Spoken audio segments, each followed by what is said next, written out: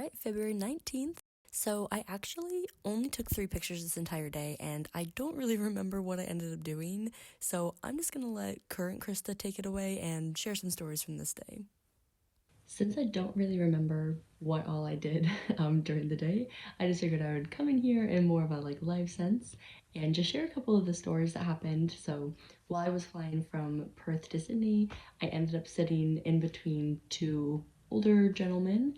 One of them, shout out Dean, was from Perth originally, and he was flying to Sydney for like an esports competition that he was playing in. And then I also sat next to another gentleman who was the CEO of a steel company.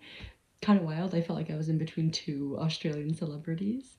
But just got to chatting with them, and we ended up talking for pretty much our entire flight, with the exception of like a little nap here and there.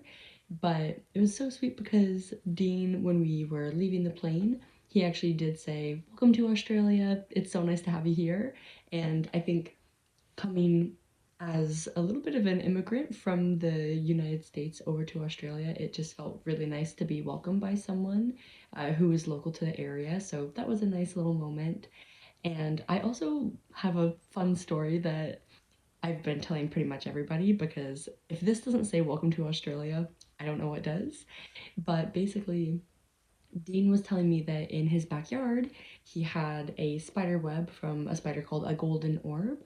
And essentially, his wife had told him to go out and take care of the spider web. And he was like, no, no, it's not a problem. The birds will handle it. And then the next day, he went out into the backyard and there was a bird caught in this spider's web. A little horrifying. The spiders themselves are actually super cool looking, and their webs kind of have a little golden color in the sunlight, which is pretty neat. Um, but yeah, if that story doesn't say welcome to Australia, I don't know what does.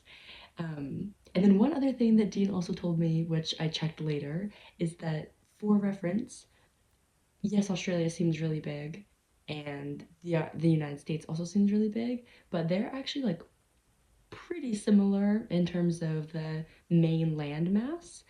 I wrote it down because I couldn't remember these details. But between some of the furthest points in the United States, Los Angeles and New York, it's about 2,400 miles or 3,900 kilometers. And then between Perth and Sydney, also some of the furthest away cities in Australia, it's about 2,050 miles or 3,300 kilometers. So, like, pretty comparable sizes, if you think about it.